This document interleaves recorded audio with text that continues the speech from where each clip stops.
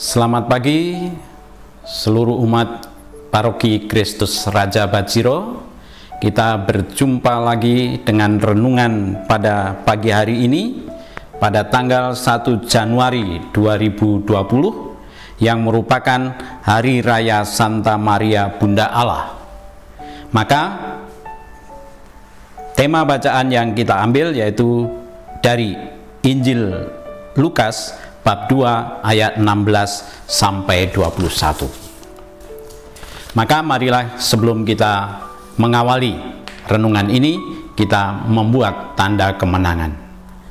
Dalam nama Bapa dan Putra dan Roh Kudus. Amin.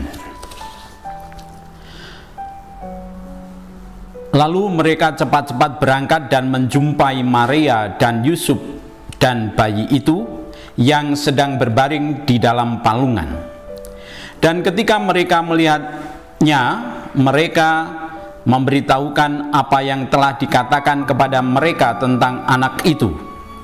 Dan semua orang yang mendengarnya heran tentang apa yang dikatakan gembala-gembala itu kepada mereka.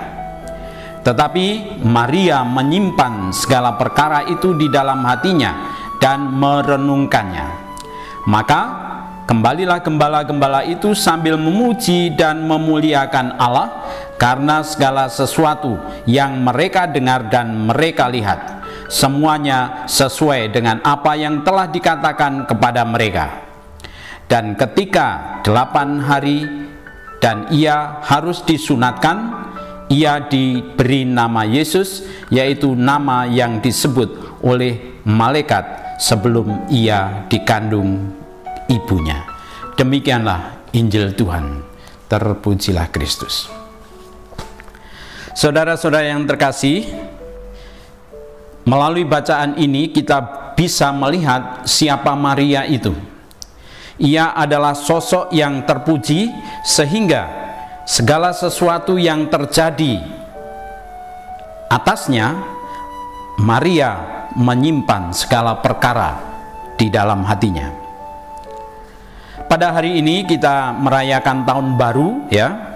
Kita bersyukur kepada Tuhan atas semua anugerah yang Tuhan berikan kepada kita sepanjang tahun 2019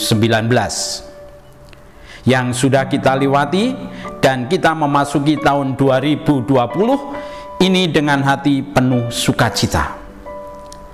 Salah satu nasihat yang bagus dari Santo Paulus bagi kita semua: segala sesuatu yang kamu lakukan dengan perkataan dan perbuatan, lakukanlah semua itu dalam nama Tuhan Yesus, sambil mengucap syukur oleh Dia kepada Allah Bapa kita.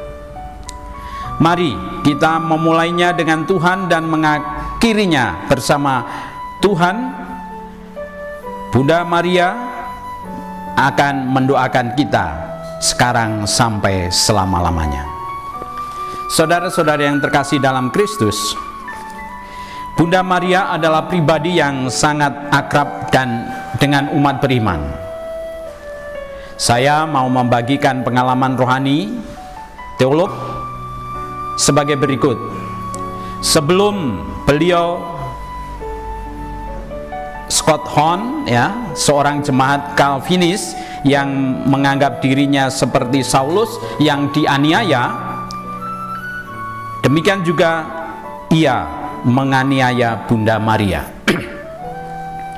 Semakin lama ia menganiaya Bunda Maria, ia juga semakin merasa lebih mencintainya. Selama bertahun-tahun ia menilai ajaran Katolik tentang Bunda Maria dan devosi kepadanya sebagai penyakit yang mematikan di dalam diri orang Katolik. Ia menilai orang Katolik telah melecehkan karya kesempurnaan Yesus Kristus dan merampas kemuliaannya. Tetapi ketika ia mendalami Bunda Maria, ia menemukan ternyata Bunda Maria adalah karya sempurna Yesus Kristus dan pewahyuan teragung, ya. Maka dalam perikop hari ini Lukas hendak melukiskan bahwa malam Natal itu adalah malam yang terindah, karena kemuliaan Sang Putra seperti bulan yang tidak mencuri sinar matahari.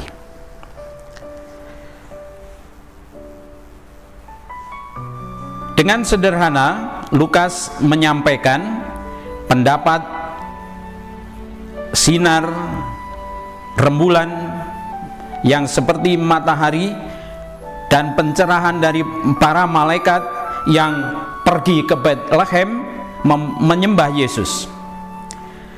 Maka lihatlah para gembala dengan sederhana, dengan penuh sukacita, mesianis, siap menjawab dan melakukan sabda Tuhan melalui para malaikatnya. Maka kita harus patut meneladan Maria, di mana Maria sungguh-sungguh menyimpan segala perkara di dalam hatinya. Apa yang dapat kita pelajari dari Bunda Maria? Bunda Maria selalu hadir aktif bersama putranya. Dia tidak hanya sekedar hadir, tetapi dengan namanya disebut pertama berarti kehadirannya. Sangat berarti bagi Yesus. Bunda Maria juga menyimpan semua perkara itu, tidak lain adalah kehendak Tuhan dalam dirinya. Ia percaya bahwa kesederhanaan Betlehem adalah rencana Tuhan. Maka dari itu, mari kita belajar dari Bunda Maria untuk selalu hadir aktif dalam keluarga dan komunitas kita masing-masing. Kita masih memiliki Maria sebagai hamba untuk patuh kepada Tuhan. Amin.